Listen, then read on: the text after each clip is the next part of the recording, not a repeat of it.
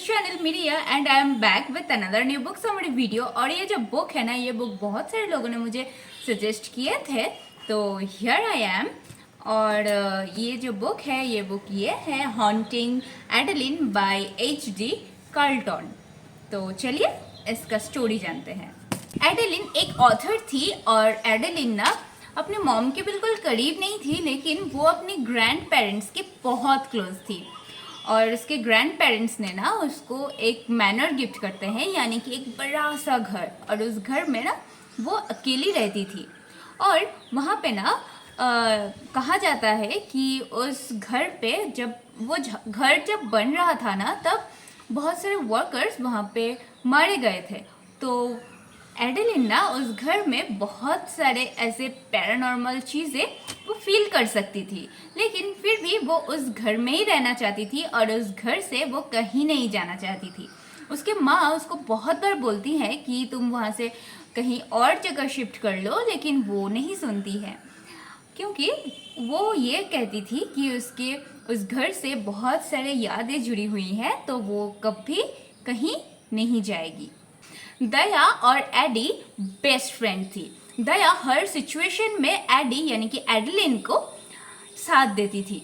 और एक दिन एक बुक साइनिंग में ना दया को लेके जाती है एडी, और वहाँ पे एडी ना एक इंसान से मिलती है, लेकिन बात नहीं होता है। लेकिन वो इंसान ना अजीब था, तो उस पर ज़्यादा ध्यान नहीं देती है एडी। और उसके बाद ना एडी और दया बैठी हुई थी, और तो दया ना उसके फ़ोन से यानी कि एडी के फ़ोन से किसी को मैसेज कर देता है, उन लोगों का ही एक पुराना दोस्त को, कि come to my place and let's spend some time together. तो एडी बहुत पहले तो गुस्सा करती है, लेकिन दया उसको बोलती है तुम्हें जाना चाहिए। तो एडी उसको अपने घर पे लेके जाती है, लेकिन ना वहाँ पे वो जाते ही वो लोग जब किस करने लगते हैं, तभी ना कोई आके एडी के घर के मेन गेट पे ना जोर जोर से धक्का देने लगता है गेट पे। तो एडी और वो लड़का दोनों ही बहुत डर जाता है। तो वो लोग जाते हैं, दरवाज़ा खोलती भी है एडी, और फिर जाके देखता है वहाँ पे कोई भी नहीं है। तो वो लड़का ना बहुत डर जाता है, और एडी उसको वहाँ से धक्के मार के निकाल देता है, क्योंकि वो उसको ज़्यादा पसंद नहीं करती थी। और इस इंसिडेंट के कुछ दिन बाद से ही एडी फील करती है किसी का स्ट्रॉन्गली एक आई उसके ऊपर हर टाइम होता ही है। तो एडी को एक दिन पता लगता है कि उसको कोई स्टॉक कर रहा है, और ना उसके कुछ दिन बाद से उसके घर पे एक एक करके हर दिन रोज आने लगते हैं, मतलब कि एक एक गुलाब का फूल कोई देके जाता है। तो एडी तो बहुत डर जाती है, लेकिन वो ये बात किसी को नहीं बोलती है सिवाय उसकी बेस्ट फ्रेंड दया को। तो ना वो लोग एक दिन एक बार पे जाती है वीकेंड पे, और वहाँ पे ना वो लोग कुछ लड़कों से मिलती है। तो वो लड़के ना उन लोगों को, मतलब कि एडी और दया को अप्रोच करता है, तो वो लोग उन लोगों से बात करने लगते हैं। तो ना अचानक एडी के फ़ोन पे एक मैसेज आता है कि उन लोगों से बात मत करो, नहीं तो उन लोगों को मरना पड़ेगा, और अगर वो तुमको टच करता है तो उसके हाथ तुम्हारे घर पे पार्सल पहुंच जाएगा। तो एडी ना, उसको पता था कि कोई उसको स्टॉक कर रहा है, लेकिन उसके पास ऐसा मैसेज पहली बार आता है, तो एडी ना बहुत डर जाती है पहले, लेकिन वो उतना ध्यान नहीं देती है कि ये समझ के कि ये सब फेक है। और फिर एक लड़का एडी को उसी दिन घर पे छोड़ने आता है। तो एडी और वो लड़का ना बहुत क्लोज होने लगता है, और तभी फिर से वही मेन गेट पे आके कोई जोर जोर से मारने लगता है। तो वो लड़का जाता है, गेट खोलता है ना, और वो वैनिश हो जाता है। और तो एडी समझ जाता है कि क्या हुआ। उसको लगता ही है कि वही उसको डाउट था कि शायद उस स्टॉकर ने ही उसको गायब किया है। तो वो पुलिस को कॉल करती है, और पुलिस वहाँ पे आती है, और सब कुछ बात उसका नाम जब एडी उसको बोलता है पुलिस को, तब पुलिस एडी को बोलता है कि वो एक बहुत बड़ा बिजनेसमैन था और वो एक माफिया फैमिली था। वो क्रिमिनल्स हैं वो लोग, और ज़्यादा खास नहीं है, वो लोग अच्छा इंसान नहीं है। तो एडी एक तो रिलीफ भी होती है और उसके अंदर बहुत गिल्ट फील होता है कि शायद उसके वजह से उस लड़के को मरना पड़ रहा है और उसको इतना केयरलेस नहीं होना चाहिए था। तो दूसरे दिन ना एडी के घर पे बहुत सारे बुक्स साइनिंग के लिए पार्सल आता है। तो उसके साथ ना एक और पार्सल भी आता है जो बुक्स नहीं थे।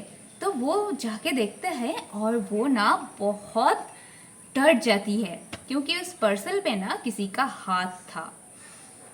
और वो इमीडिएटली दया को कॉल करती है और दया वहाँ पे आती है और वो सब कुछ उसको बोलती है।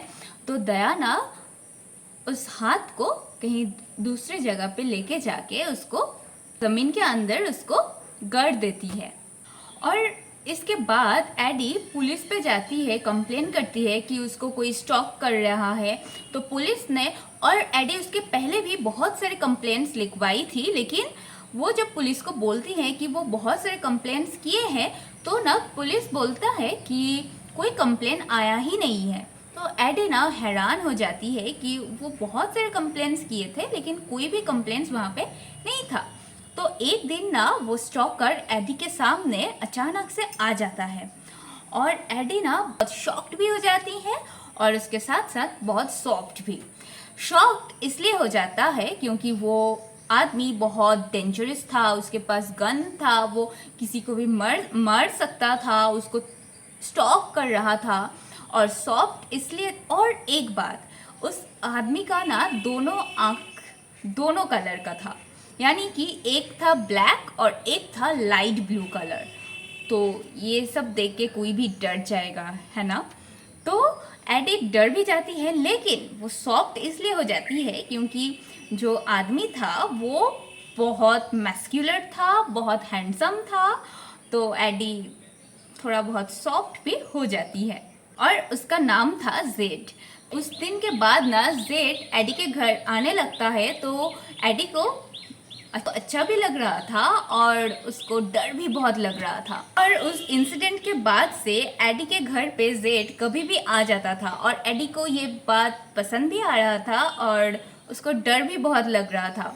तो ना दया के हेल्प से वो, एक्चुअली दया ना एक सिक्योरिटी कंपनी में काम करती थी, तो उसके कुछ पहचान में थे कोई, तो उसको वो बोल के एडी के घर पे कैमरास लगा देती है।